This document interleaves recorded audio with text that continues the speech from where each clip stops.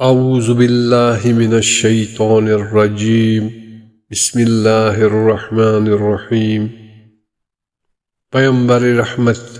صلی اللہ علیہ وآلہ وسلم کی منفرد خصوصیات قرآن کی نگاہ میں۔ اکلوتے نبی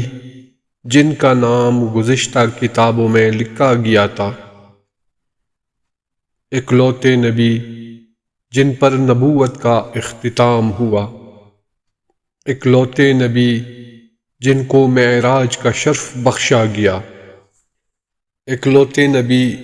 جن پر اللہ نے اپنے عظیم فضل کی اطلاع دی، جن کے خلق عظیم کی گواہی دی، اکلوتے نبی جن کے لیے قرب کا یہ درجہ بیان ہوا، اکلوتے نبی جن کے ذکر کو بلند کرنے کی نوید سنائی، اکلوتے نبی جن کے دین کے غلبے کی 3 مرتبہ نوید سنائی گئی، اکلوتے نبی جن کے بارے میں کہا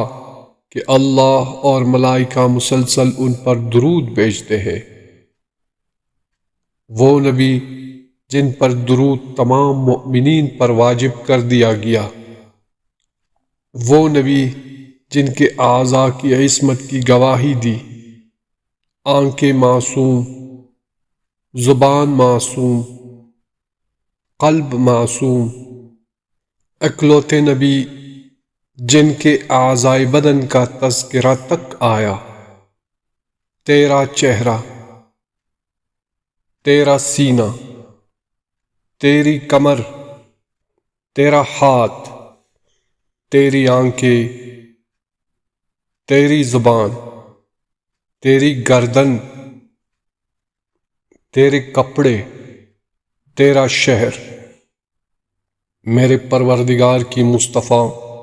صلی اللہ علیہ وآلہ وسلم سے محبت کا یہ عالم ہے کہ زمین و آسمان جو اس کی تخلیق کا شاہکار ہے، ان کے لیے ایک مرتبہ کہا مشرق اور مغرب کا پروردگار، لیکن جب مصطفیٰ صلی اللہ علیہ وآلہ وسلم کی بات آئی تو قرآن میں 240 مرتبہ کہا تیرا رب، اللہم صلی علی محمد وآل محمد،